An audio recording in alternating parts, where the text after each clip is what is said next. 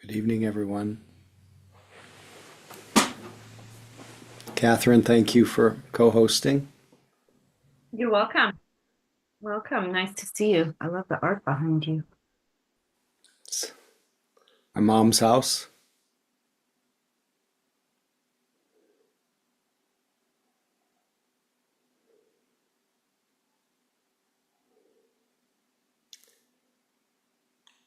We'll wait a moment or so. It seems like it's last minute central here.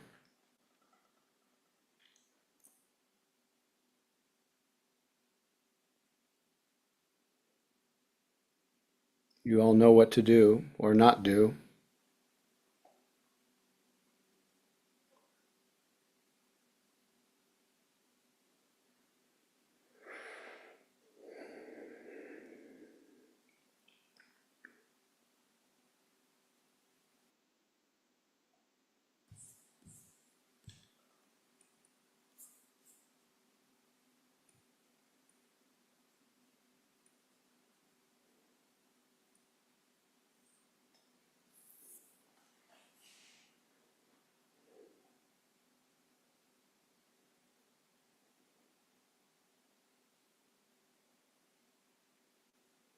Anyway, I think we should get started.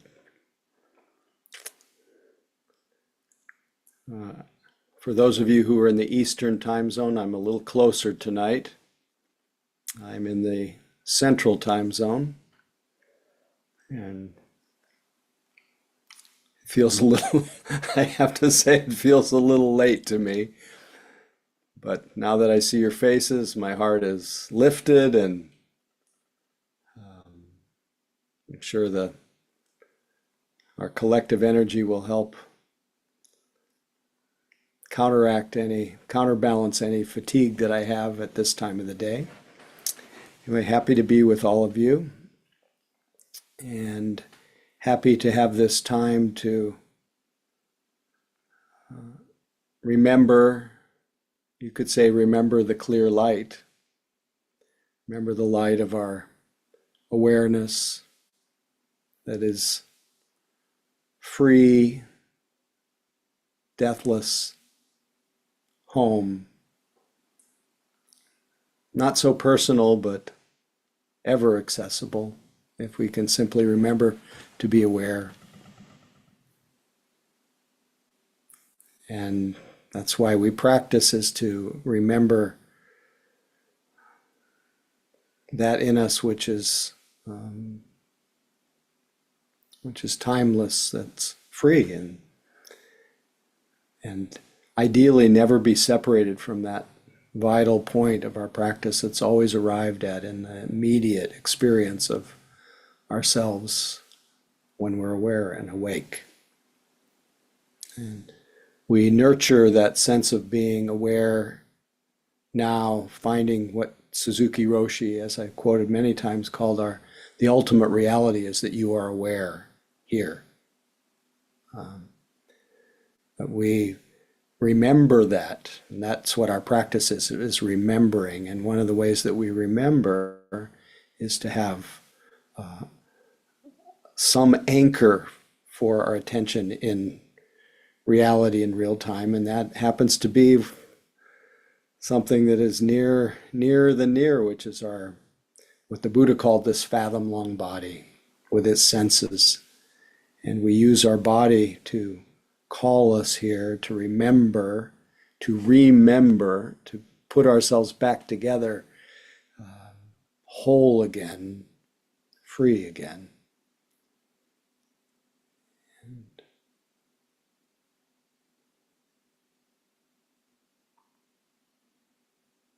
We'll just go right into our sitting tonight, and then we'll hear each other's voice after the sitting.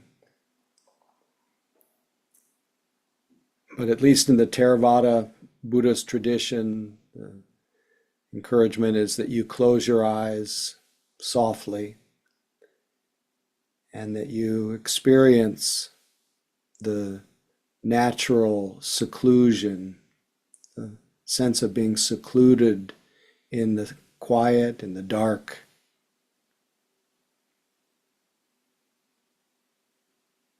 And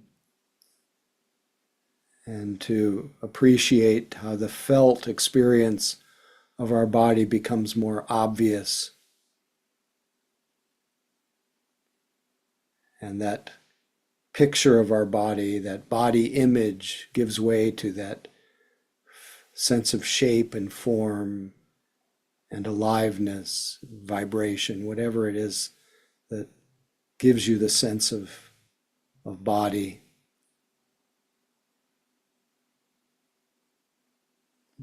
And the way it's talked about in the teachings is that we don't experience body, we experience sensations, and if you want to get a little bit more subtle, we experience the expressions of nature, of earth, air, fire, and water, as they express themselves in this form. Sense of heaviness and hardness is the earth element. We feel it.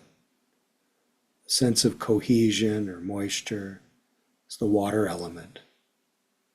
Sense of temperature, cool, warm, that's a fire element. Sense of vibration or wind, pressure, that's the air element. And breath, of course. And we just feel nature. It's not a me, it's not a mine, it's nature. It's a back to nature practice. So how far do we have to travel to go back to nature? That's why the Buddha said, within this fathom-long body lies the world, lies the cause of the world, lies the end of the world, lies the path leading to the end of the world that we make with our imagination. It's here, in this body. So once you're here, we enjoy and notice the body's experience of itself, the experience of the breath,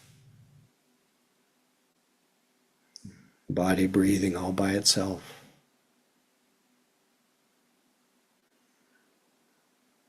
We let the body breathe. We don't try to interfere, except to maybe take a few intentional breaths for a sense of calming. But generally, if our attention is connected to our body and breath, the calming will happen naturally. And just feeling the in-breath and the out-breath.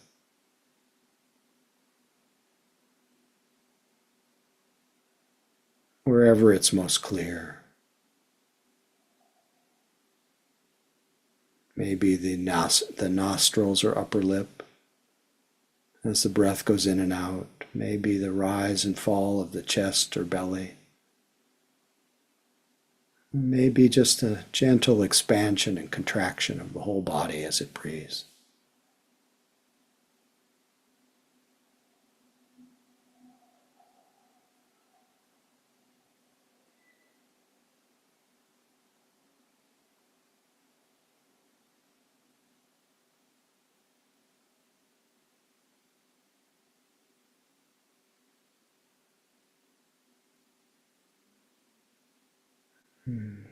Notice how the body, as it breathes, gives a teaching in every moment.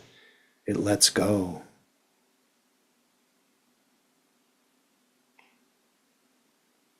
Doesn't try to hold on to the breath. It lets it go. And then the body breathes naturally in. So we just enter into that stream of letting go.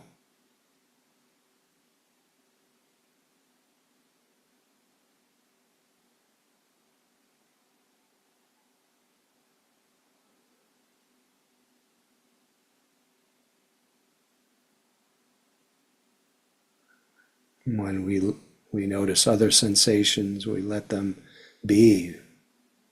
We let go of any reactivity toward those sensations. We just let them be. Noticing some are painful, some are pleasurable.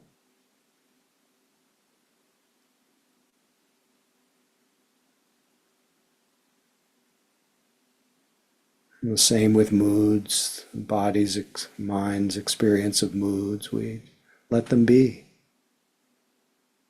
Let them be like changing weather. We let go of any reaction to them or identification. They're not me, they're not mine, they're changing moods. And when thoughts come, it's also nature. It's just the thinking mind thinking. We let them float through our mind like clouds floating through a windy sky.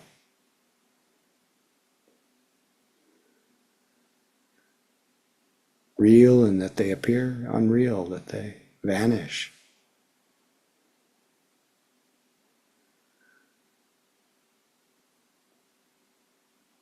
We don't look for any of these experiences. We rest in the foreground of the body and breath, senses, and see what shows up. Just this moment, just this breath.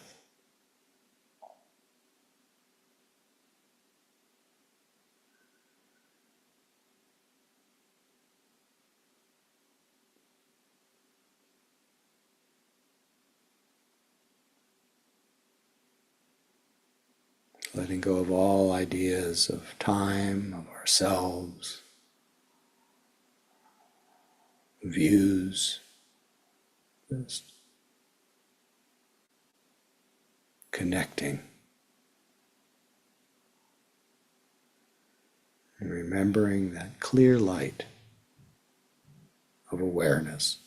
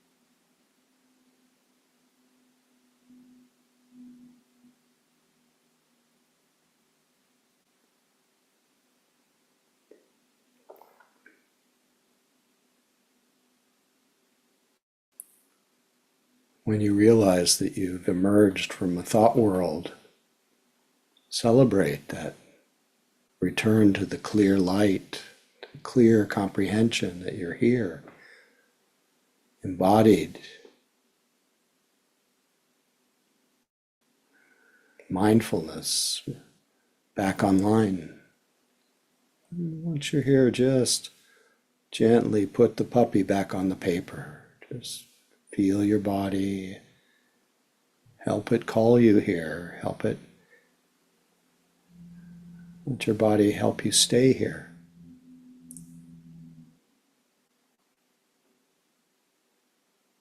Feeling the breath from beginning, middle, end of the in-breath, beginning, middle, end of the out-breath. Feeling the sitting body.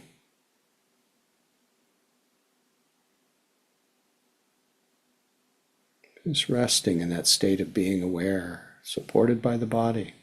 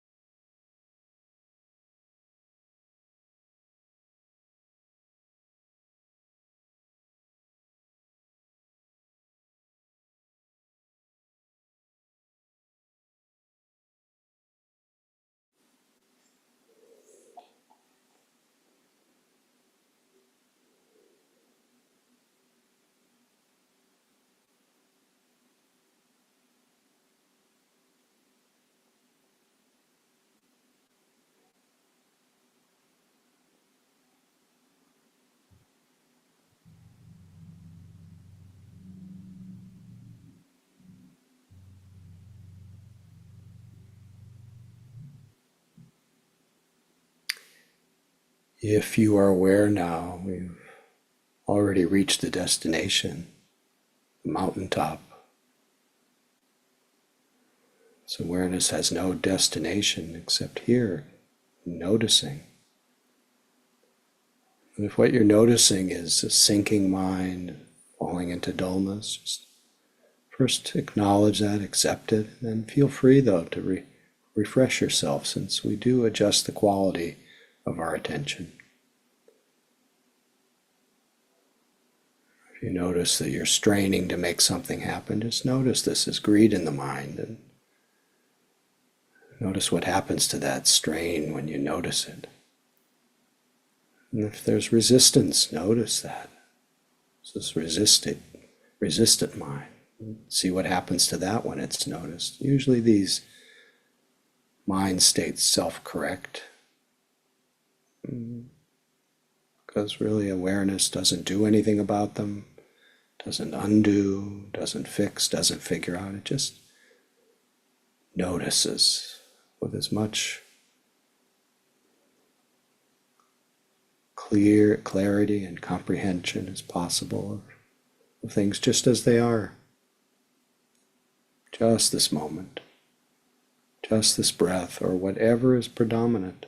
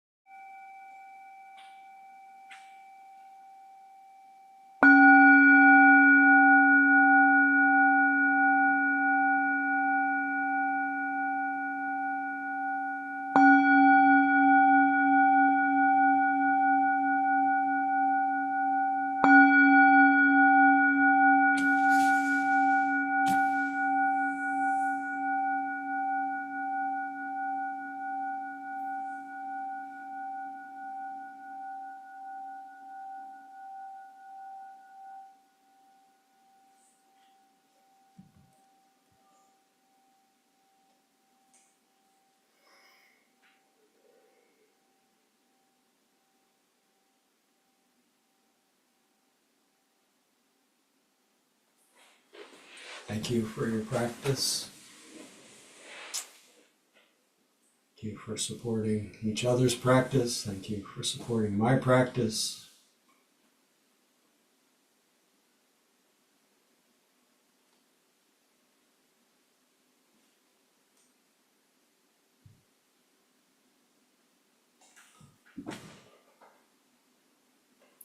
I would love for us to hear each other a little bit, so feel free to both show your picture if you're willing. Also, feel free to unmute and say good evening to each other, perhaps where you're calling in from. Get a sense of the circle of affection that we are creating. Don't be bashful. Regina, Saskatchewan. Hey, Pat, welcome. Big love from Nashville. Hey, Jerry. Hi from San Francisco, Rebecca. Hi, Rebecca. Hi from Maryland. Jason from Connecticut. Hello. Hey, Jason. Hey, Laura. Mary in Santa Barbara. Hey, Mary. Katie from San Francisco. Hey, Katie, welcome. Good evening from Alberta, Canada. Grant. Good evening. Good evening, Grant. Welcome. Lisa, San Francisco. Heard the San Francisco part, but welcome. David in Burlingame. Hey, David. Good to have you with us. Frank, San Francisco. Hey, Frank. Glad you're here. Ethan, Annalisa, Berkeley. Hello, Annalisa, and hello, Keith. You two are competing. Eileen, lying in bed off camera from Sebastopol. Hello, Eileen. Hi, it's Lisa from Edmonton. Berkeley. Hello, Annalisa, and hello, Keith. You two are competing. How did that happen? Eileen, lying in bed off camera from Sebastopol. Hello, Eileen. Hi, it's Lisa from Edmonton. Berkeley. Hello, Annalisa, and hello, Keith. You were competing. I'm not sure what's happening, Howie. This happened on another Zoom I was on. Eileen, lying in bed off camera from Sebastopol. Why am I repeating like 10 Yeah, times? we're trying to figure it out. Hello, Annalisa, and hello, Keith. Is there a recording? Maybe you should stop the recording. What's happening, Howie? This happened on another Zoom I was on. Eileen, lying in bed off camera. Why am I repeating? Recording. Stop it. Start it again. We're trying to figure it out. Hello, Keith. Is there a recording? Let's stop the recording. Let's treat this as a meditation object, and it's just hearing. And if everyone could mute yourself, that would be probably helpful. Thank you, Catherine.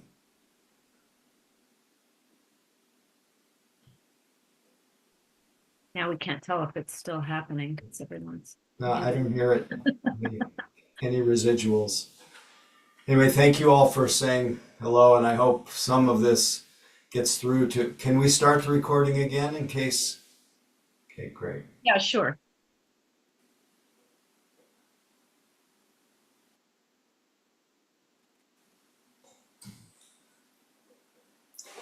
Wait, before as often I share stray thoughts, I am curious if any of you have any comments, questions especially about the practice of meditation and the teachings tonight. Anything you noticed in your sitting? Anything you'd like me to comment on? Really, feel free to if you're willing to unmute again. Raise your hand, either your physical one or the raised hand function, if you have a comment or question.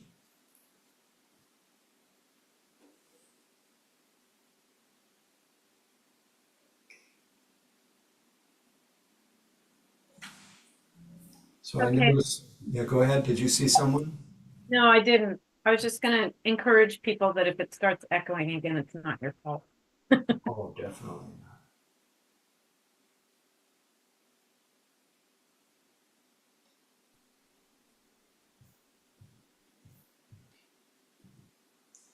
Okay, doesn't sound like any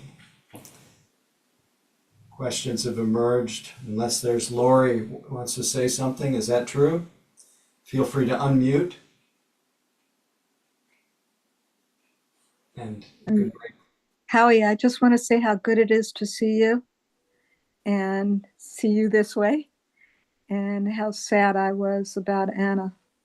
I was going to, yes, thank you, and glad to see you. And I am going to revolve the evening's comments around Anna. Lovely. I hope that's okay with you. Wonderful. Thank you. Hi, Howie. I'm not on as often as others, but I'll just jump out. A lot of people have been mentioning like the year of the snake and new beginnings. And I've been kind of seeing a lot of new opportunities and having a hard time finding the yes or the no for these opportunities that are kind of like flooding my way. I was wondering if you could maybe reflect on saying yes or no to different things in this new. Great question. And welcome, Andrew. Andrew's my nephew, for anyone who's may not have seen Andrew before. He pops in every now and then. I don't think that making choices ever comes very easily by thinking, by deliberating.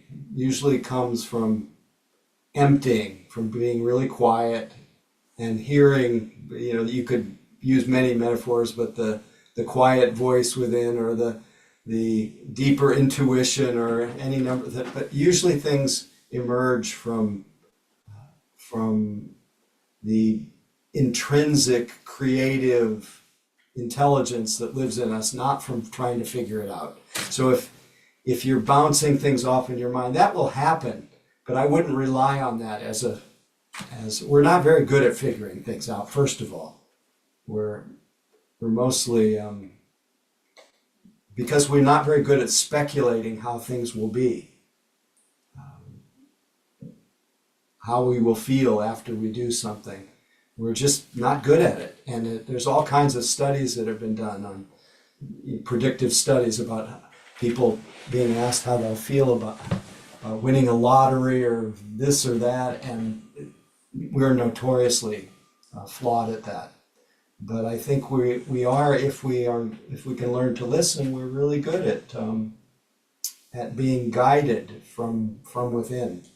And often decisions are made, but in a way they come very spontaneously. They're selfless. There's no decider, even though George Bush popularized the phrase, "I'm the decider." What does that mean anyway? What is that I that's being referred to as the decider?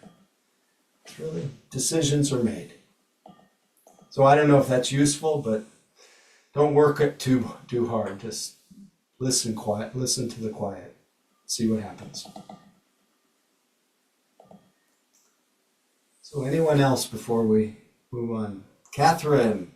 I can't raise my hand because I guess the host isn't allowed to raise their hand, or I haven't figured that out. Okay, well, your real hand is good enough for me. I wanted to share that I had a therapy session yesterday around decision making and having difficulty with it. I don't know if it has to do with the year of the snake or Mercury retrograde, or just decision being complicated. And at the end of the session, the therapist said, well, why don't you just decide something now? We had like 2 minutes before the Zoom ended spontaneously because there was a time limit. And he said, just pick something, decide, and live in it for the week. Doesn't matter, just decide. And he said it's sometimes easier to decide if you actually try to pretend you've already decided and live in that and see how it feels. Gorgeous. Love it. We'll see how I am at the end of the week. Well, the advice I often give in other settings is that you already know, you already know what the decision is. And I think partly that your therapist was pointing to that intuition, that internal wisdom that's already there. So just to act on it. Love it. Thanks for bringing that in. David, please feel free. Yeah, I was going to say, first of all, I've been away or just missed a bunch of sittings, so it's really nice to be back. But I had to make a decision last week, which in the larger scheme of things wasn't a hard decision, but what I noticed, I was really aware of it, was how much energy it took to be in indecision. And once It's exhausting. What's that? It's exhausting. Yeah. And once I kind of collected my wits and, kind of made a mental pro and con list, once I made the decision, I was just amazed at how much energy I had all of a sudden. And it just felt like such a relief. And, some decisions are hard, some are easy, but I was just really aware of the change in energy by that process. That makes a lot of sense. Thinking about the past and future is enervating, is exhausting. And that's often what goes on with planning and with decision making.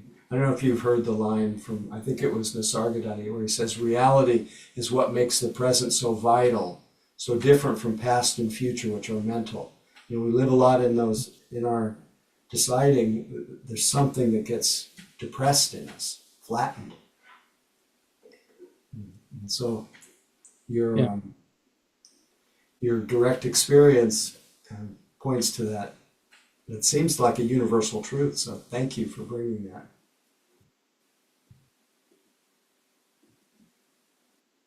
Is that Ajala or? Oh, Mary first. Mary first. Please feel free, Mary. Trying to unmute. Okay, I got it. I'm kind of like a make list of pros and cons myself. That kind of organizes in my head. But there used to be a thing that people said that I always liked, because it's kind of true, that you should, if you have two options, you flip a coin. And the weird thing is if you get one, all of a sudden you realize, no, I want the other one. Exactly. It's like and then it sort of becomes clear, no, I didn't want that one. Exactly. Anyway, I just thought I'd share that. I don't know, maybe it's something. I love the group wisdom. Fantastic. Good to see you, Howie. Good to see you. Ajala, please feel free. I was just going to chime in also about decision making, and I've spent a lot of time in my life fretting over that, and I'm better now, and I feel like what helps me, this is easier said than done, but to calm my mind is to just know that hardly any decision is there's hardly any right or wrong answers usually. Like, I'm just going to be there with whatever is going on with myself in each situation, and it's just just reminding myself that it's just there's no right or wrong usually. That's wonderful. Wonderful wisdom. Thank you. Love the Burma Superstar sweatshirt too. For those who are not in San Francisco, it's one of the great institutions of San Francisco is Burma Superstar. It's a restaurant, by the way. Anyway, thank you, Ajala. That's really good wisdom.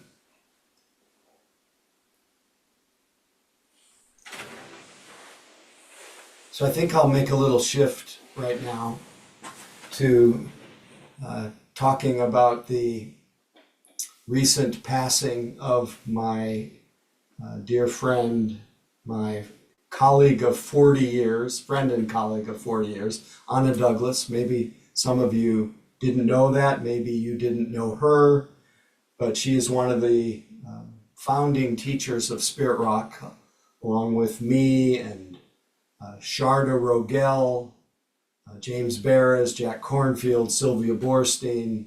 We were part of the first cohort of teachers at Spirit Rock. We started our teacher training in 1985, and we were friends ever since. And she just,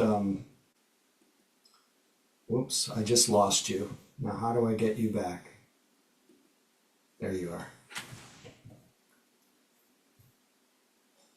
She had I think I'll just read what I wrote to the teachers at Spirit Rock to alert them to the reality of what had happened, and I hope you can be patient.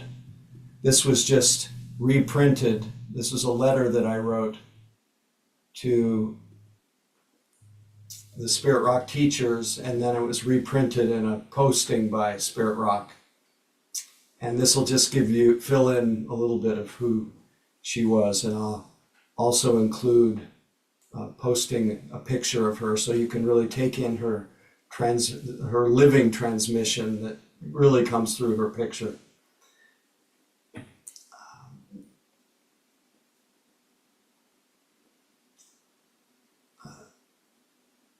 Our dear friend and colleague Anna Douglas died early Wednesday morning, March 12th, after a steady decline, mostly due to advanced Parkinson's.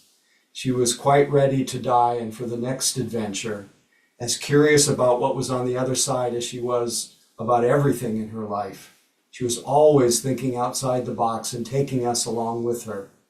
Her creative spirit brought art to our retreats. For those who didn't know, she was responsible for bringing the merging of art and all kinds of creative forms to Spirit Rock, along with the meditation practice.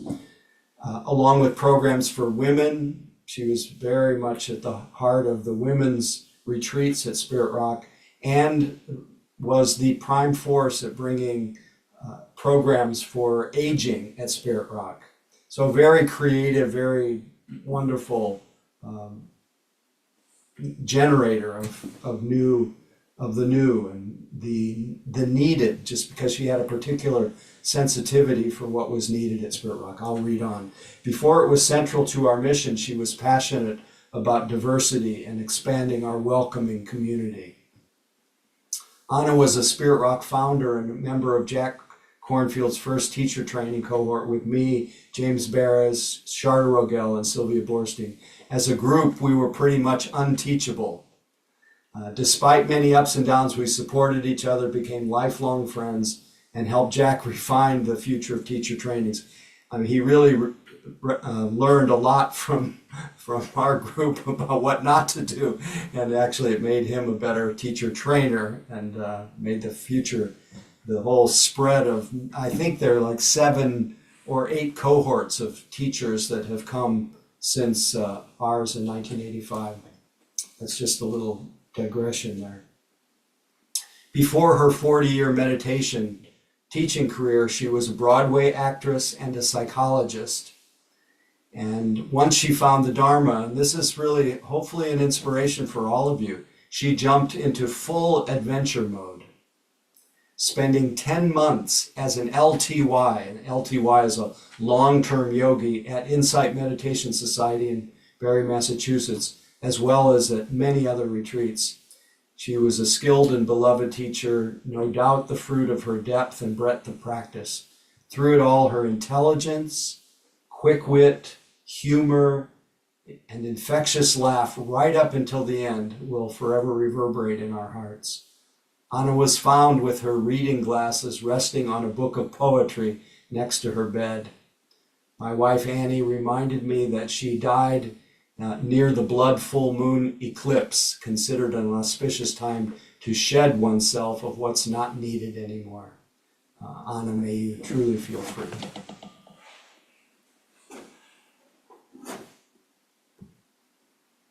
So I just thought it was important to bring Anna to Mission Dharma because Anna was very much embedded, since none of us exist completely independently apart from each other. It's very obvious that I am shaped and formed by being in contact with Anna for 40 years. And it's so interesting tonight as I was rummaging through my old school pile of readings, which is, anybody that's been with me in person sees that I'm, spread out all over the place, and I still do it online, even though it's a little more clear and elegant because you just have fits here, none of the junk, but nevertheless, I go through that process, and I came across many of the readings that Anna shared with me, and we shared many back and forth. But she had a big impact, and we shared a particular Dharma flame. I had that feeling that we could finish each other's Dharma sentences. That feeling if I could just sit back and completely trust that the feeling, the sense of the teachings that I would want to convey, that I could, if I was sitting next to her, I wouldn't have to worry about whether it was said in a way that expressed what I would like people to hear and understand. So I had a lot of just a lot of respect, a lot of appreciation, and a lot of love for Anna. Anna was just to be perfectly frank, she was challenging, but good Anna was just so infectious and so wonderful to connect with, that even though the prickly part or the challenging part would sometimes raise some questions about, how close to get and how much to be engaged, I was always better for staying engaged with Anna, and it never felt right to withdraw. And I don't know if that applies to anybody in your life, but some people, it's just better to hang in there, because there's just a certain kind of, somebody comes into your life and you feel them, and you feel that much of a resonance in a certain way. It's really important that you continue to honor that. Maybe I shouldn't universalize that for anyone other than myself, but I was really happy that I hung in there with Anna when sometimes I wanted to run for the hills. But by and large, as she became a little older and her body diminishing in a way, the pure sweetness of Anna and the joy, even as she felt like her life was kind of done, her mission was done, she still was learning and still laughing, and like I said, her laugh was infectious, and anybody around her would end up being part of a kind of laugh dance, and it's a beautiful thing. And one of the things that I especially wanted to speak about tonight was Anna's, because she had that kind of adventurous spirit that I spoke of in my note to the teachers. She was just as curious about dying. And there was a poem from, I forgot, Jennifer Wellwood. I thought I brought it with me. Oh yes, I did. A poem from Jennifer Wellwood that I thought really expressed Anna's spirit and the encouragement that everyone takes on this spirit, since it's inevitable that we will all cross that threshold. We will all shed our body. And the first and most important thing is we want to awaken to that which is deathless. I think I started the evening with a little bit of that. We want to be able to know in our hearts, in our direct experience, what Thich Nhat Hanh suggested to take on as a kind of mantra and read every day. He said this, to read and to reflect on this passage: this body is not me. I am not caught in this body. I am life without boundaries. I have never been born. I have never died. Since beginningless time, I've always been free. So to reflect on that until it becomes a lived reality, till you actually die before you're dead and are free. Of course, that's the direction of our practice, to learn how to let go. In fact, as I've probably told the story countless times, one of my colleagues in the early years of teaching was a guy named Jack Engler, who was a psychologist and a meditation teacher. And he wrote his doctoral dissertation on the spiritual path. And he wrote what's called a phenomenological study, where you talk to people and you find out what is the essence of whatever it is that you're studying. What's the essence of the spiritual path? And he interviewed many people, and the point of it, a phenomenological study, is that you try to distill down from the people's general comments to certain common themes, and then from those themes, theme clusters, and from those theme clusters, you try to distill what the essence of that experience is. And after 500 pages of interviews and descriptions and themes and theme clusters, he came down to the essence of the spiritual path. And what he said, the essence of the spiritual path was grieving, which is, in the way he was talking about it, is another way of saying letting go. Just knowing that impermanence and loss are, and one of those losses is the loss of this identification with the body, and loss of the body as it inevitably diminishes. I happen to be, just as an aside, I happen to be presently with my soon to be, in a few weeks, 99-year-old mom, who is in a different phase right now. For the first time, when she's awake and conscious, she's still, that clear light is so obvious that transcends whatever's happening in her body, but she often is just withdrawing into this kind of seclusion and this kind of quiet. And she's listening or hearing, but she looks like she's asleep, but then you talk to her and she says, I'm here, But you can see that she's going to a different place in a way. And so that I'm literally swimming in the heavenly messengers right now. Anna's shedding of her body, my mother aging, my brother happens to have, this isn't all, I don't want to make this about me, but my brother has throat cancer and is going through treatment right now. I think it's treatment that will be workable, but nevertheless very uncomfortable, but reminding us that none of these conditions, our pride in our youth, our pride in our health, our pride in life, none of these are reliable sources of refuge.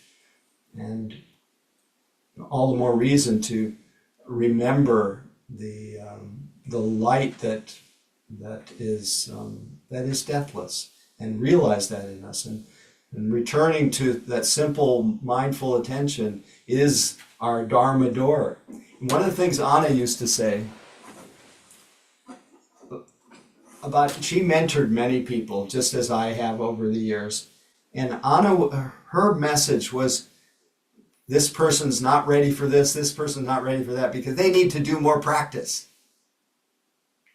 That's never been exactly my model, but I really appreciate that, about how much she had. And I also have tremendous faith in practice, but I also, my faith is so much more in the intention behind practice, not as much in the form of practice. But hers was just keep practicing. And sure enough, everyone who she kept recommending that they do more practice, you could see that there was a natural maturation that occurred, a softening, the wisdom mind getting more clear, and the compassionate heart getting more wide and beautiful. The awakening of those, the paramis, the intrinsic perfections that live in each of us, but often don't get nurtured enough because we're so distracted by the busyness of our lives and our mind. But now, how did I get off on? Oh, but Anna, I want to get back to the poem that and the modeling that Anna did toward the end of her life in the almost seeking out the adventure of dying. Some of it probably because it was really hard to be in her body, but some of it real curiosity about the other side and the willingness and the freedom to die and not be holding on for dear life. And this poem from Jennifer Wellwood, I think, fully expresses Anna's freedom. Tonight, Pluto, with the crescent moon as my witness, I welcome you as my lover. If you've come to break down my door, see, I've opened it. And wait here for you at its threshold. If you've come to tear off my clothes, I have flung them aside already and stand naked, shivering gladly. If you've come to hurl me into the abyss, watch now as I release all false supports one by one and fall toward you in ecstasy. Hear this, Pluto, Lord of transformative fire. What you have come to take from me, I offer you.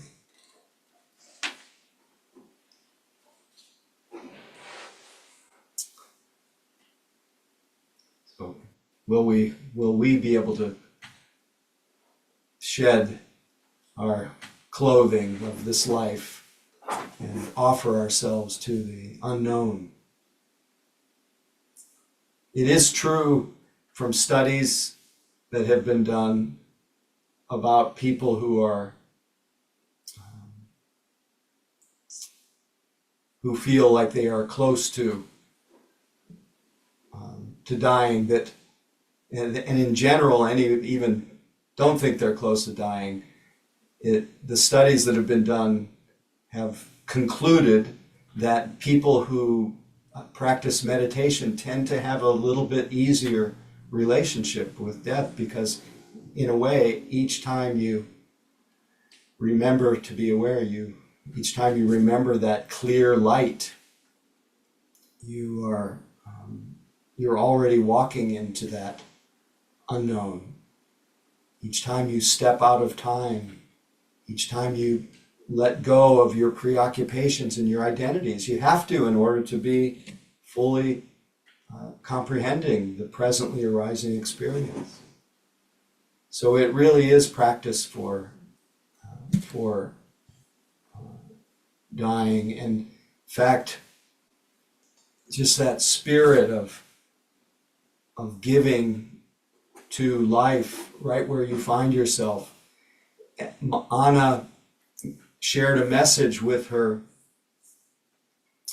community in Tucson. She had moved to Tucson. She used to go back and forth between California and Tucson, but she spent the latter years in Tucson, and then eventually she had to pull back from teaching, and she shared the poem from, I think it's Hogan Bays, and this poem had been very much a support for her for 20 years.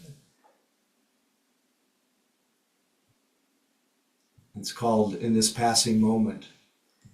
In this passing moment, karma ripens and all things come to be. I vow to choose what is. This is what helped her. If there's a cost, I choose to pay. If there is need, I choose to give. If there is pain, I choose to feel. If there is sorrow, I choose to grieve. When burning, I choose heat. When calm, I choose peace. When starving, I choose hunger. When happy, I choose joy. Whom I encounter, I choose to meet. What I shoulder, I choose to bear. When it is my death, I choose to die. Where this takes me, I choose to go. Being with what is, I respond to what is. This life is as real as a dream. The one who knows it cannot be found. May all Buddhas and wise ones help me live this vow.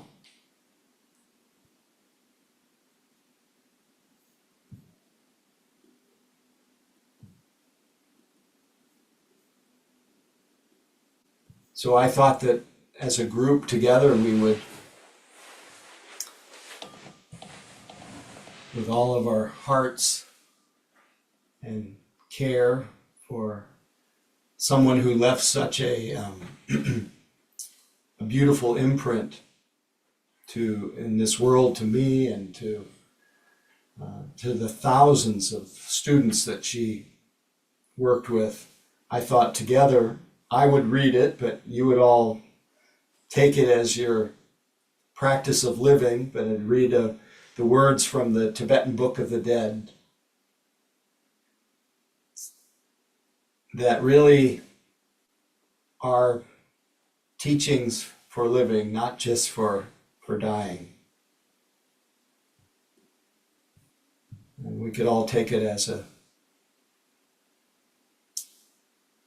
both an offering to Anna as she goes through what in the Tibetan tradition are called the bardos, that gap between this life and the potential, I don't know, wherever you are.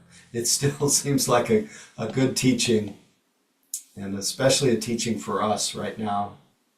But for this is my offering to Anna from the Tibetan Book of the Dead. Remember the clear light, the pure, clear light from which everything in the universe comes, to which everything in the universe returns. The original nature of your own mind, the natural state of the universe, unmanifest. Let go into the clear light. Trust it, merge with it. It is your own true nature. It is home. The visions you experience exist within your consciousness. The forms they take are determined by your past attachments, your past desires, your past fears, your past karma. These visions have no reality outside of your consciousness. No matter how frightening some of them may seem, they cannot hurt you. Just let them pass through your consciousness. They will all pass in time. No need to become involved with them. No need to become attached to the beautiful visions. No need to be repulsed by the frightening ones. No need to be seduced or excited by the sexual ones.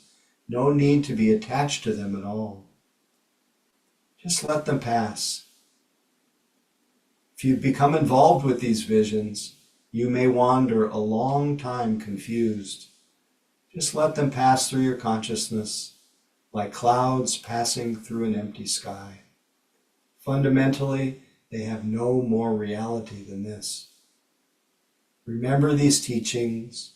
Remember the clear light, the pure, bright, shining white light of your own nature.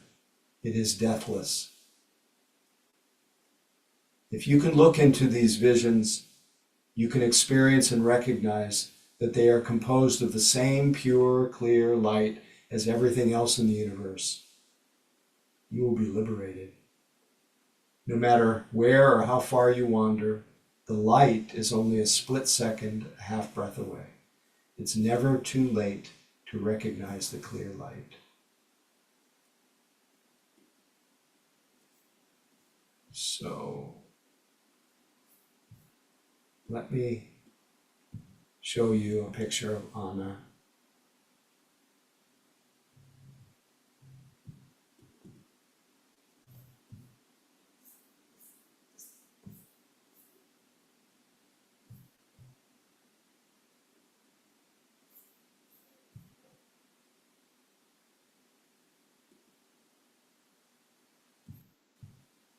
Thank you for your patience.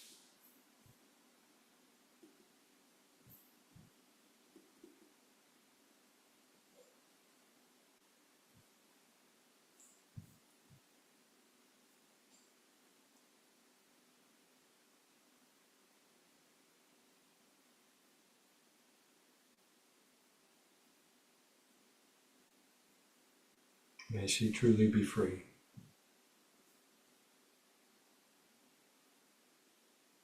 Thank you, Anna. And thank you all for listening and letting me bring Anna to the group this evening. There will be some, today they rang 108 bells at the month-long retreat at Spirit Rock, or gongs outside of the meditation hall. And she was acknowledged, and there'll be something, her ashes will be spread at Spirit Rock. Well, let's get used to the nature of reality. So I had one, before we end, I have one announcement to make that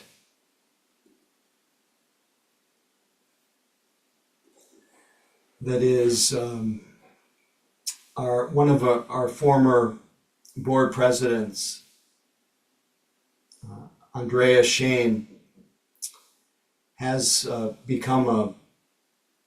been offering for many years now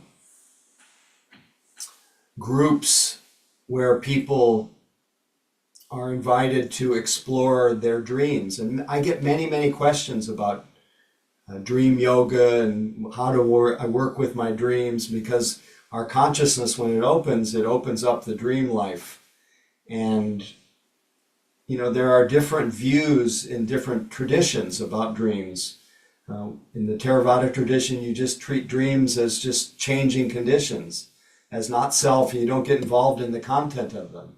The Tibetan tradition, you learn how to do dream yoga and enter into your dreams, complete your dreams, and that this whole plane has a dream-like nature.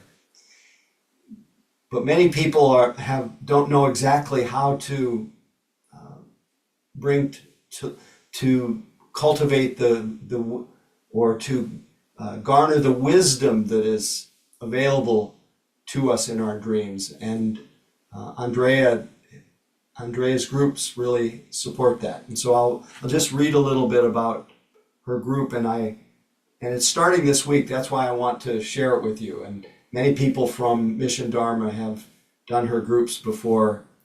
And